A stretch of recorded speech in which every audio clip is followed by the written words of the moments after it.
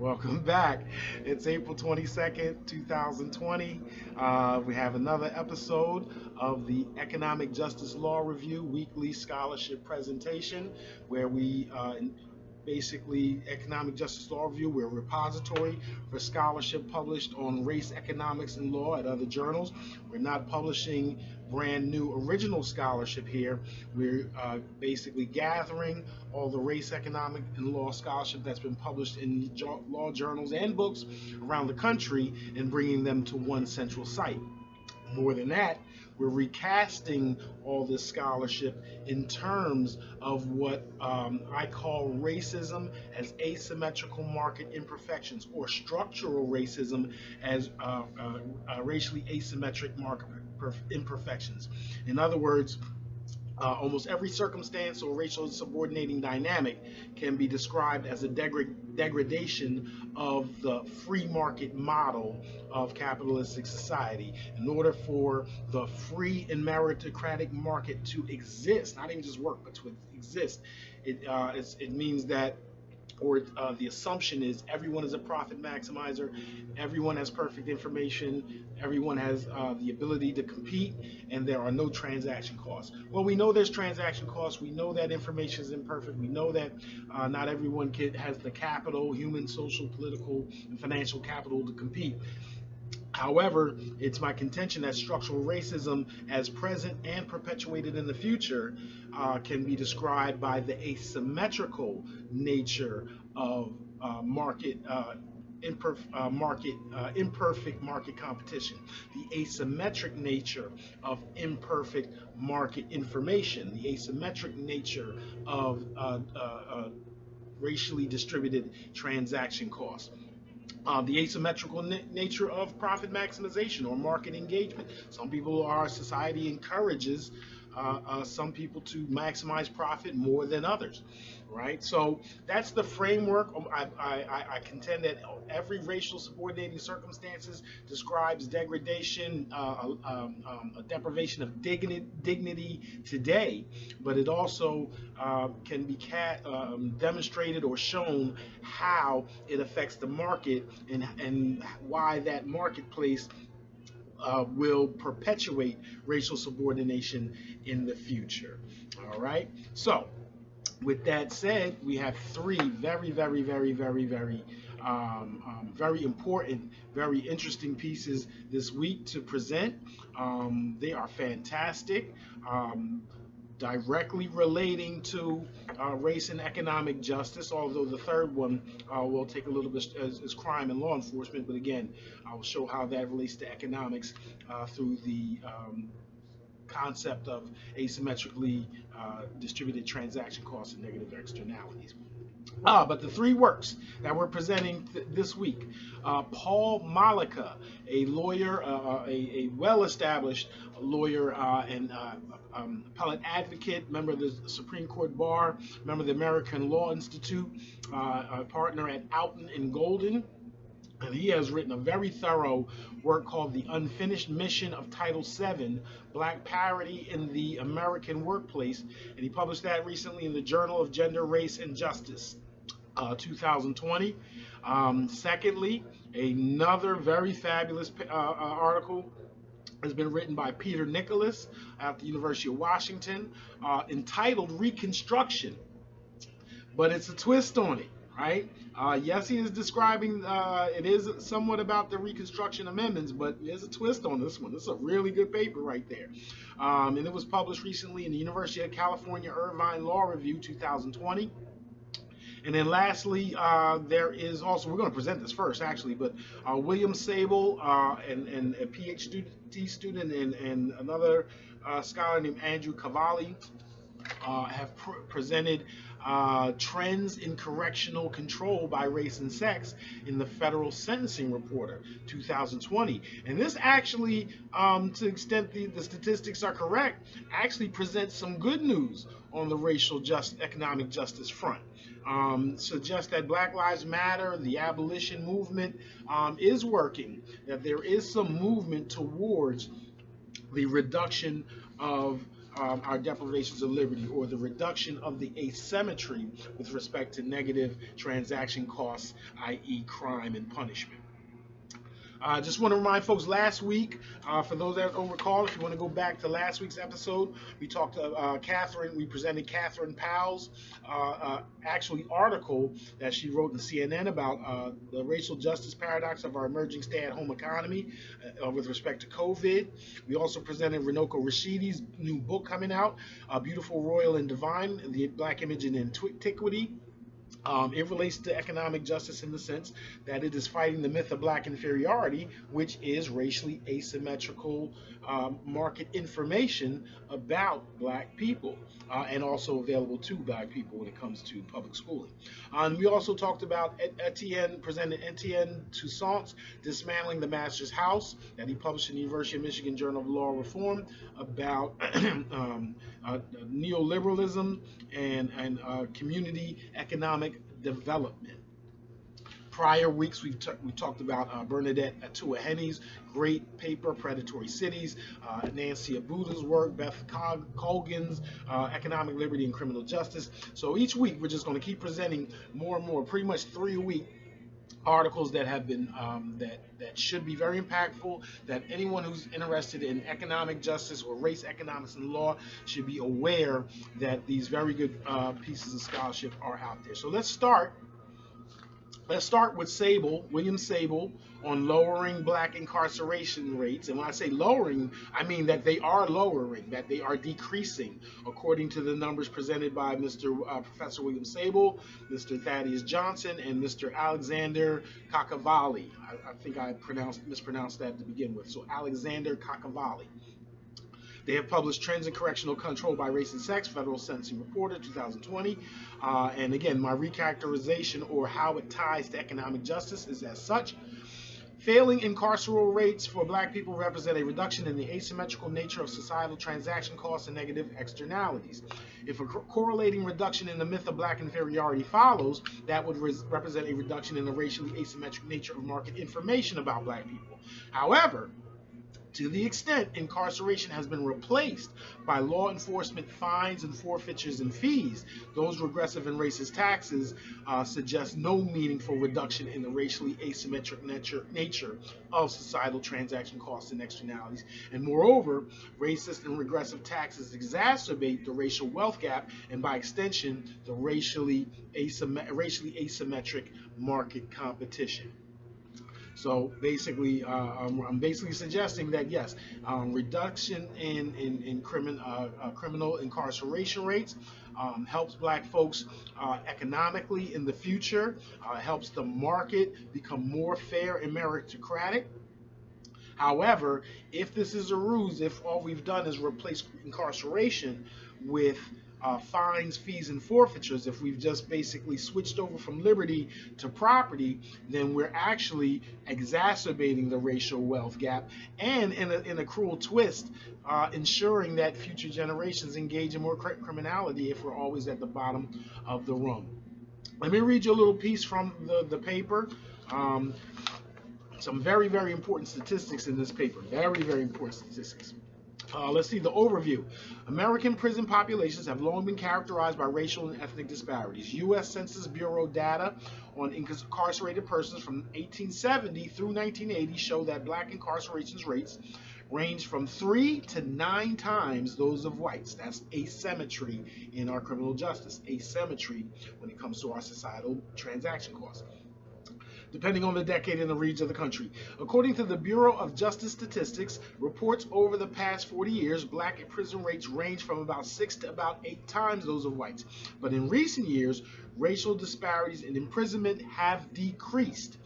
BJS Bureau of Justice Statistics reports have drawn attention to the trend, showing that since the mid-2000s, I wonder what happened then.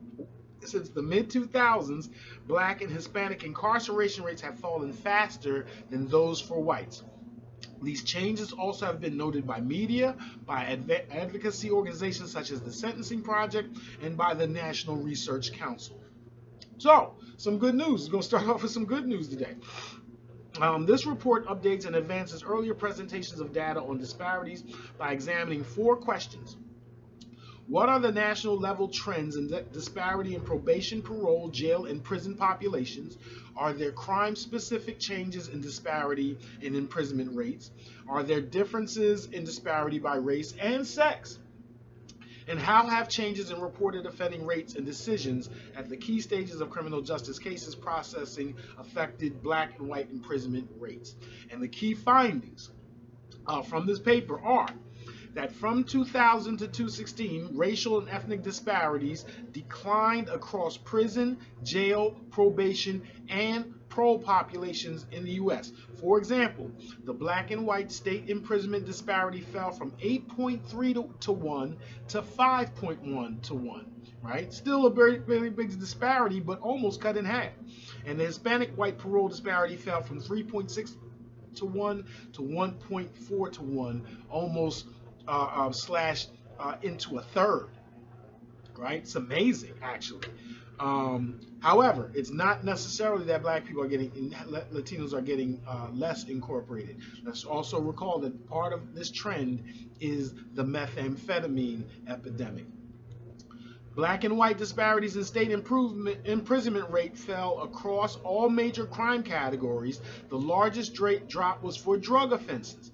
In 2000, black people were imprisoned for drug crimes at 15 times the rate of whites. By 2016, that ratio was just under 5 to 1. Still bad, but cut by 2/3.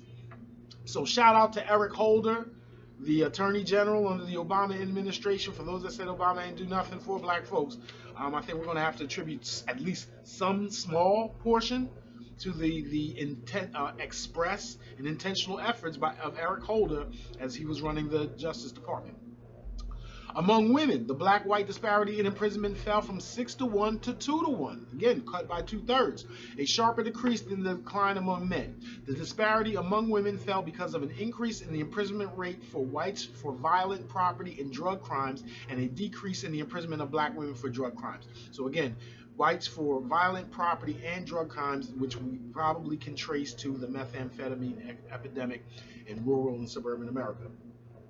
The change in the black-white male imprisonment disparity occurred as the number of black men in state prisons declined by more than 48,000 and the number of white men increased by more than 59,000.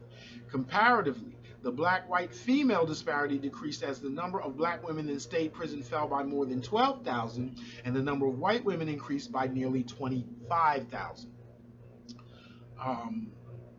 Reported offending rates of blacks for rape, robbery, and aggravated assault declined by an average of 3% per year between 2000 and 2016. 3% per year between 2000 and 2016. Decreases that contributed to a drop in the black imprisonment rate for these crimes.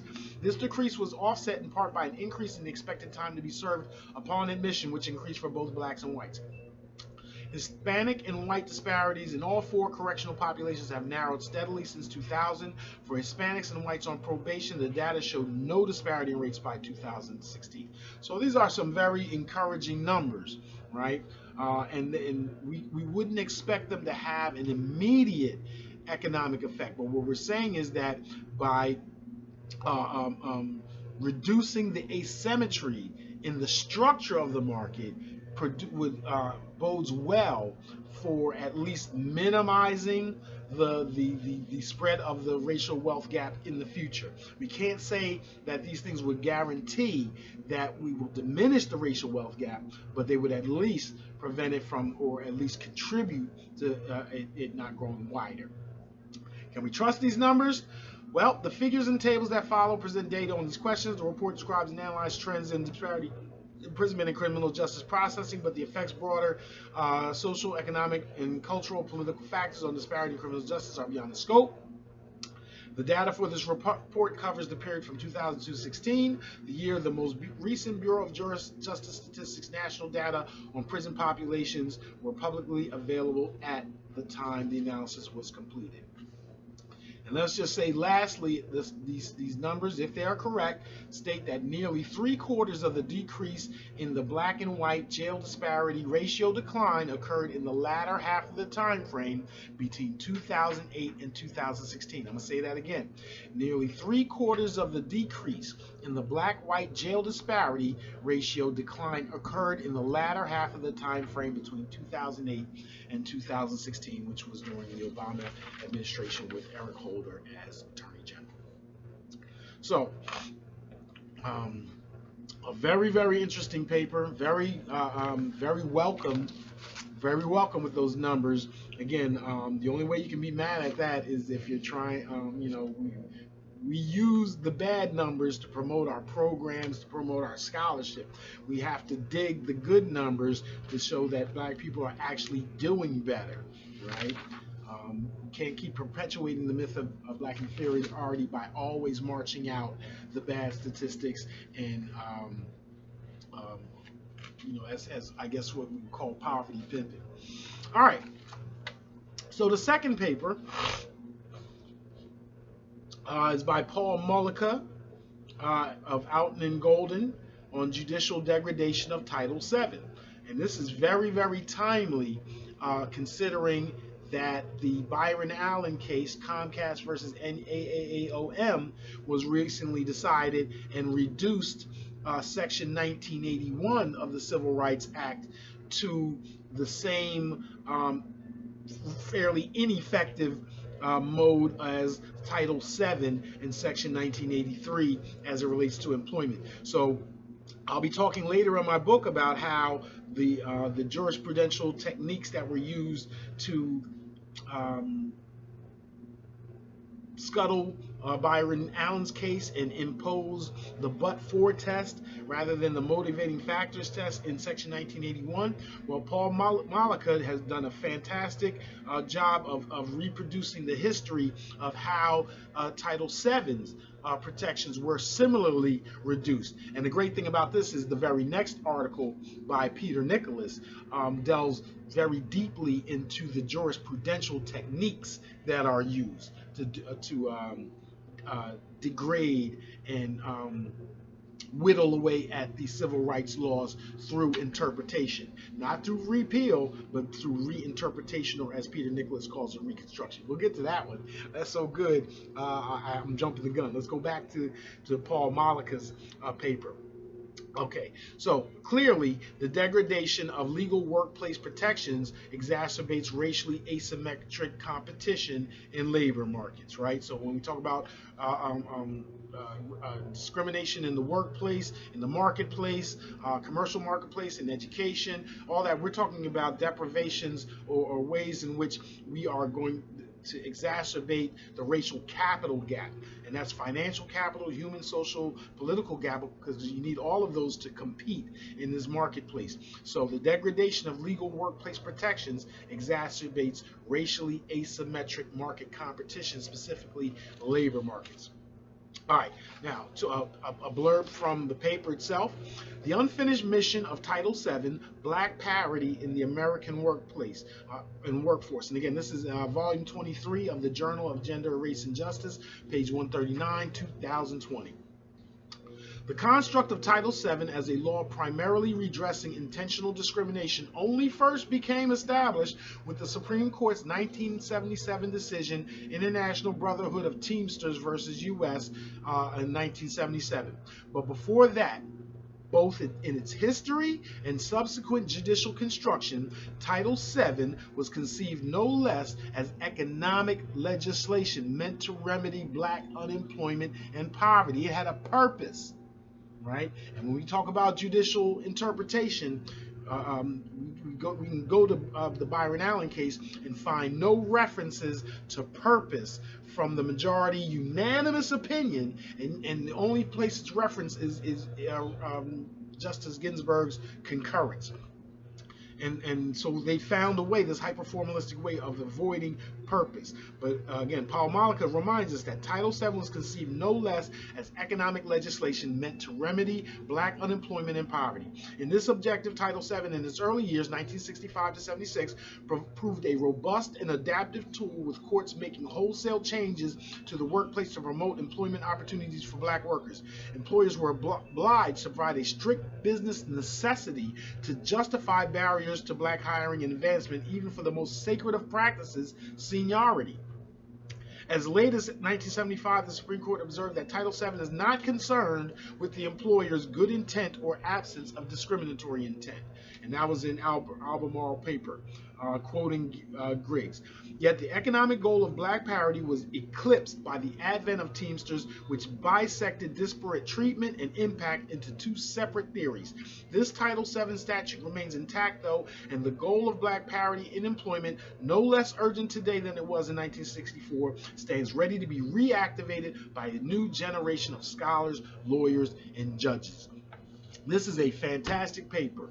It definitely, again, in the wake of the degradation or the recalcitrance of Section 1981 in the Byron Allen case, Comcast and AAAOM, this is so timely to see how this was done in another context with respect to Title VII, reducing it to an intentional tort, when it seems clear that Congress intended, or the purpose of it, was to create a fairer marketplace, to create something more closer to the post-racial dream or aspiration of the late 2000s.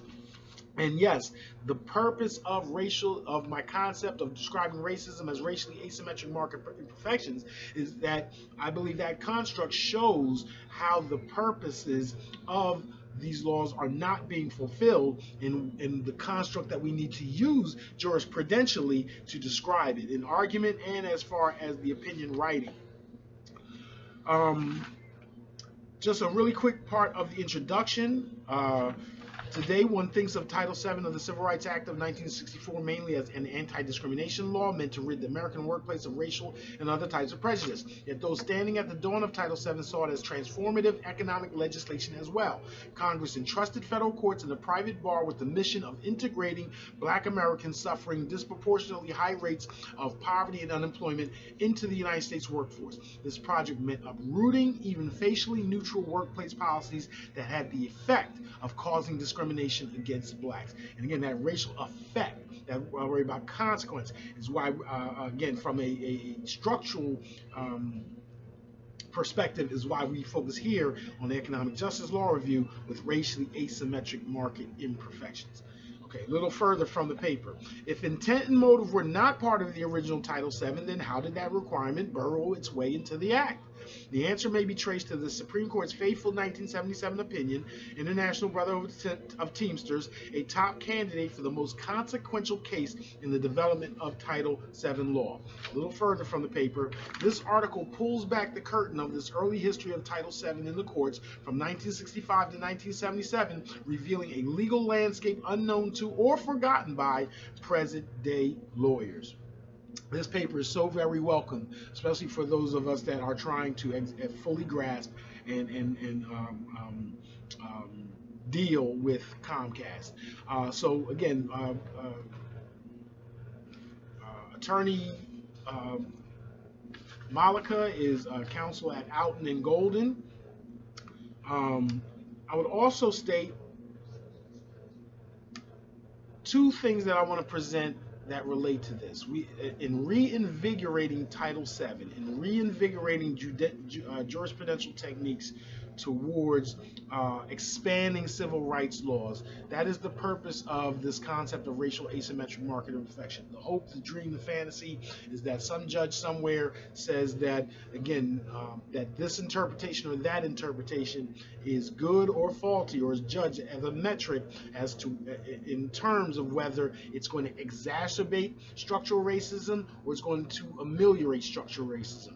And when we talk about structural racism, I mean specifically racially asymmetrical market imperfections in terms of competition, in terms of information, in terms of transaction costs, in terms of profit maximization. How do we get there? What is the legal authority? I'm giving you economics, but we're lawyers, so what is the legal authority for a judge to do such a thing? And I argue that there's two, and I'm going to be presenting this in the book Afro-Atlantic and Jurisprudence. Number one, Bob Jones versus U.S., 1983. The court says in that case about taxes and charitable deductions that Congress does not intend for its statutes to be interpreted towards exacerbating racial subordination. That case has been woefully ignored. It needs to be expanded. Not only that, I'm afraid it's going to be under attack if we don't jump on it and expand it. We're going to talk about that in the next piece by Peter Nicolas.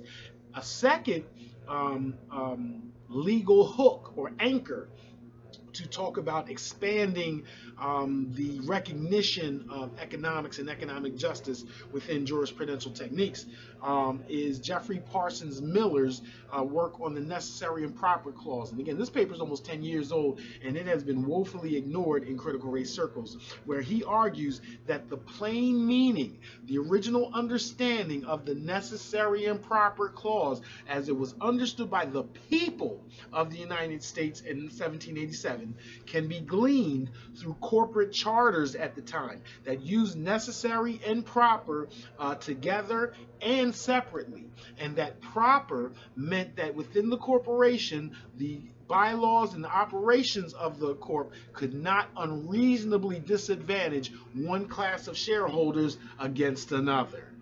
All right, let me say that again. That proper in the corporate context of 1787, the understanding that would have been had by those who were elite, and again, when it comes to originalist textualism, that is the class of folks that are most important, not the speakers, but the listeners, that their understanding of proper would have been that laws under that clause could not unreasonably disadvantage one group versus the next. So through the necessary and proper clause, through Bob Jones versus Commissioner, we have legal anchors for critical race scholars of the economic justice type to push for an expanded consideration of racially economic subordinating dynamics and to reject interpretations that exacerbate racially asymmetric market failures and imperfections.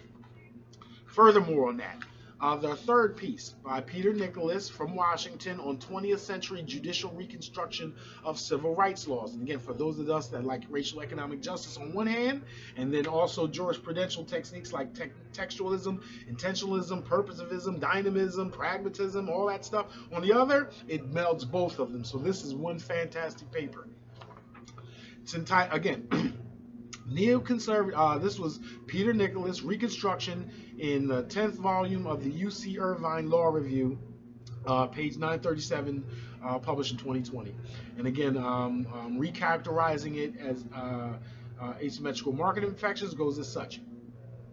Neoconservative, hyper-formalistic judicial degradation of U.S. civil rights laws threatens to exacerbate all racially asymmetric market failures and imperfections. Market competition, market information, market engagement, and transaction costs or externalities. So again, we're laying at the feet of the Supreme Court and the judiciary the responsibility or the liability towards exacerbating racial economic injustice, racial economic subordination, expanding the asymmetries of the market of a otherwise should be free and fair meritocratic market. And again, we can draw all this way back to Gary Becker and the economics of race. We can talk about John Rawls and all of these folks that whose theories depend on this free and fair meritocratic market that produces equality of opportunity.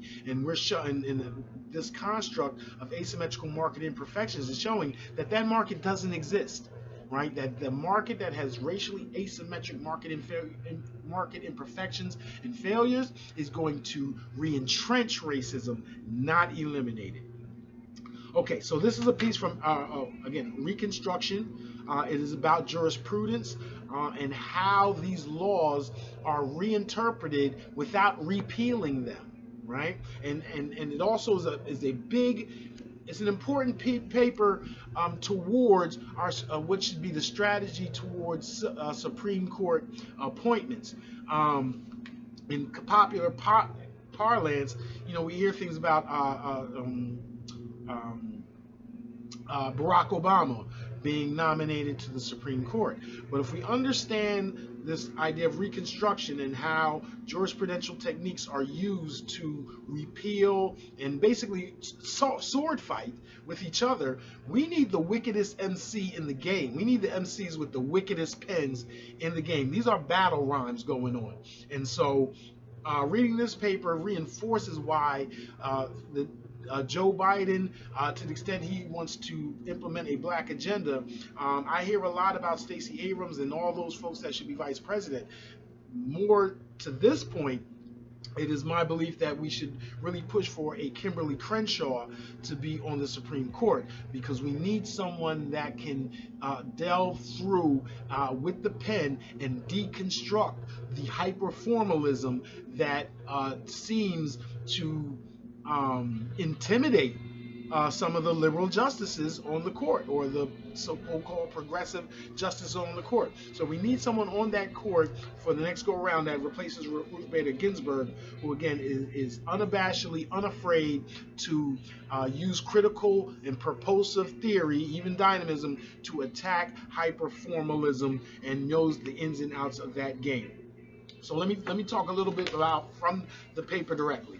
The U.S. Supreme Court's decision interpreting the U.S. Constitution in general and the Reconstruction Amendments in particular substantially constrained the ability of legislative and executive actors to address a variety of hot-button political issues, including abortion, gay rights, and affirmative action. So important are the court's decisions that the ability to appoint justices who will shift the court's direction has been a central issue in recent presidential campaigns. Throughout history, decisive shifts in the court's composition have resulted in correspondingly dramatic shifts in constitutional doctrine. Yet surprisingly, these dramatic shifts have occurred with the court rarely overturning any precedent. And again, I beg my progressive and liberal folks to distinguish between neoliberalism and neoconservatism, because the appointments to the federal judiciary, in my view, comport very much with neoconservatism more than neoliberalism, and to ignore it, to ignore that pernicious, pretty much intentional exacerbation of racial subordination that they seek, versus neoliberals who, I'll concede that they don't really care much about us. It's one thing for some people to not care. It's another for others to intentionally try to kill us. So I believe we need to be a little more strident in our approach towards neoconservatism and distinguishing it from neoliberalism. Okay, I'm sorry, more from the paper. This article is both the first to provide a detailed taxonomy of the methods employed and to exhaustively consider their use in construing the Reconstruction Amendments. This stealth process, which this article refers to as judicial reconstruction, occurs when the court employs one or more of three different methods of transforming constitutional doctrine. A. Selective quotation of precedent. B. Recharacterization of precedent. 3. And citations to dissenting concurrences. Separate opinions in earlier cases that are concurrences in form but dissents in substance, and then converting that into the law and pretending that's not a repeal. Through the use of these methods, liberal and conservative justices alike have dramatically transformed constitutional law, even when their decisions are unsupported by and at times diametrically at odds with courts' earlier precedents. In other words, Peter Nicolas is taking very seriously the technique of jurisprudential or interpretive sword fighting, right? And if we're going to teach our students that stuff, if we're going to send them out there to fight for us, they need to know this stuff too. This article concludes that the U.S. senators and commentators, with their almost laser-like focus on fidelity to stare decisis during the confirmation process, have overlooked and perhaps even fostered the opaque practice of reconstructing rather than the transparent process of overruling precedent. It further concludes that those examining judicial nominees' commitment to respecting precedent should examine not merely their formal fidelity to stare decisis, but instead their history of and views on reconstructing precedent. Now, he's worried more about formality, purity in formality. That's not my concern. My concern is getting Supreme Court justices that see through the BS, see through the subterfuge and the pretext, and are able to combat it. Right? So that is why I believe the thing to be gained here is not changing the Supreme Court process to somehow getting both sides to lay down their arms and get and both sides decide to nominate someone who has a fidelity to consistency and formality. It is for the side that's getting his behind kicked a little bit lately to invoke a justice that is able to appreciate and, for lack of a word, either weaponize or strategize around how to combat these techniques in overturning civil rights laws without saying expressly that that's what's being done, by whittling away, by degrading these civil rights laws and pretending that the United States or the Supreme Court is somehow serious about a meritocratic, fair and free meritocratic market.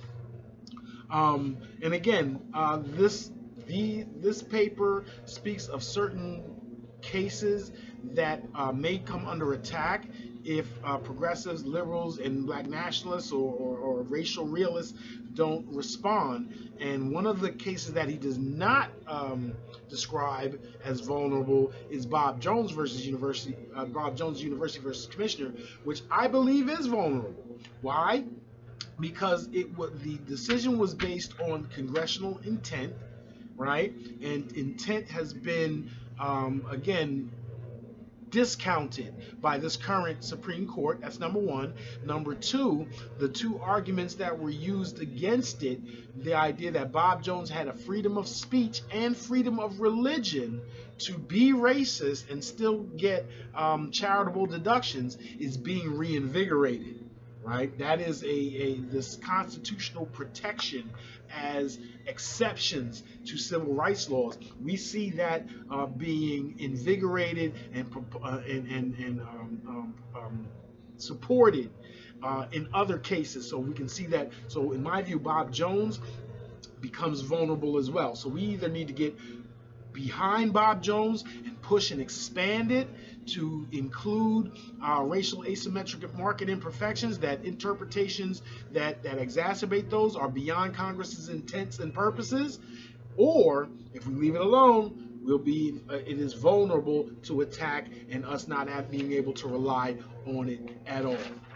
So that is our presentation for this week. 3 very, very, very, very interesting and important papers relating to race, economics, and law. William Sabol's Trends in Correctional Control by Race and Sex, showing or demonstrating decreasing black incarceration rates. Then Paul Mollica's The Unfinished Mission of Title VII, Black Parity in the American Workplace, that's published in the Journal of Gender, Race, and Justice. And then finally, Peter Nicolas, Reconstruction is the title, and it's published in the University of California-Irvine Law Review 2020. Thanks for joining us. We'll be back next week with another 3 papers, articles, or books describing race, economics, and the law. So for Economic Justice Law Review, I'm DreSmith, SmittyBanton, signing out. See you next week.